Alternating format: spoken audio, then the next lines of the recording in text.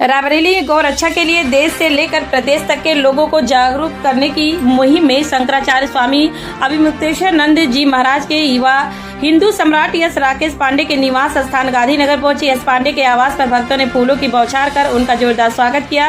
Yes Pandey की माता और स्वर्गीय राकेश पांडे की पत्नी भारतीय पांडे ने शंकराचार्य की आरती उतारकर उनसे आशीर्वाद प्राप्त किया।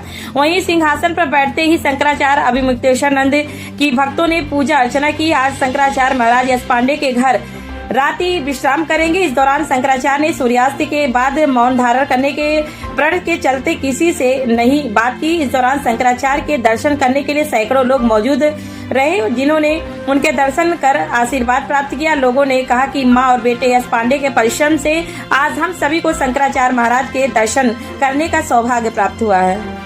बहुत बहुत धन्यवाद आप सभी का, सभी यहाँ पे आकर के अपना बहुत समय आपको। आज भगवान हमारे श्री अभिमुक्तेश्वरानंद जी शंकराचार्य जी का आगमन लगभग अभी आधे घंटे की महाराज जी को हम रिसीव करते हैं। हमारे आवास गांधीनगर से लेकर के आएंगे। उसके बाद में महाराज जी का पात्रा पूजन होगा। महाराज जी इसके बाद में अपने पूजन के लिए प्रस्थान करेंगे और उसके बाद में फिर महाराज जी विश्राम के लिए पधारेंगे। इसके बाद में सुबह लगभग 9-10 बजे महाराज जी लखनऊ।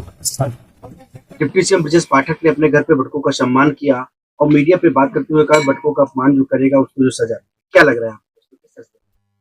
जो करेगा उसको सजा मिलेगी और जिसने कर दिया है उसको कौन सी सजा मिली? जो करेगा उसको सजा मिलेगी।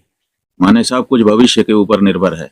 वर्तमान में सरकार में हम हैं और हम भविष्य का सपना दिखा रहे हैं।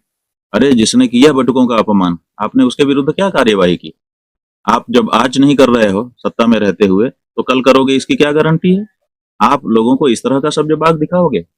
जब आप विपक्ष में होते तो हम मान सकते थे कि भाई जब हम सत्ता में आएंगे तो हम ये नहीं होने देंगे, लेकिन आप सत्ता में हो और सत्ता में होने के बाद आप कहते हो ऐसा करेगा तो हम दंडित करेंगे। जिसने किया है उसके बारे में आपका क्या ख्याल? उसके ऊपर तो जांच भी नहीं बैठाई आपने, उसके ऊपर तो आपने एक वक्तव्य भी नहीं दिया।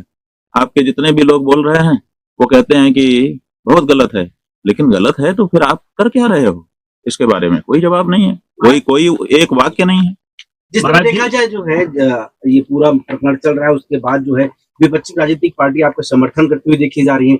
11 तारीख की आपकी यात्रा जो है लखनऊ पहुंचेगी, तो क्या लग रहा है कि अखिलेश यादव उसको जो है उस यात्रा में शामिल होंगे? ऐसा है कि आप लोग विपक्षी और पक्ष कहते हो। विपक्षी और पक्ष जो है ये राजनीतिक पार्टियां हो सकती हैं। जो सत्ता में है वो पक्ष हो जाती है, जो सत्ता में नहीं आ पाई वो विपक्ष हो जाती है। हम तो एक हिंदू हैं। एक हिंदू के लिए कौन पक्ष है कौन विपक्ष है? जो हमारी पीड़ा में हमारे साथ खड़ा हो वही हमारा पक्ष है। जो हमारे साथ पीड़ा में हमारी खड़ा नहीं हो सकता, बल्कि जो पीड़ा देने का कारण है वो विपक्ष है, तो हमारे लिए तो वही पक्ष हो सकता था। सवाल ये है, सवाल जो आप लोग पूछ रहे हैं वो है ही नहीं है कि ये आ रहे हैं आपके साथ वो आ रहे हैं। सवाल ये है कि बीजेपी क्यों नहीं आ रही है? वो तो अपने आप को हिंदू पार्टी कहती है। क्या उसको चोटी उखाड़े जाने का, भटकों को पीटे जाने का, सनातन धर्म के प्रतीकों का अपमान किए जाने का कोई दुख नहीं है? क्यों वो खड़ी नहीं हो रही है?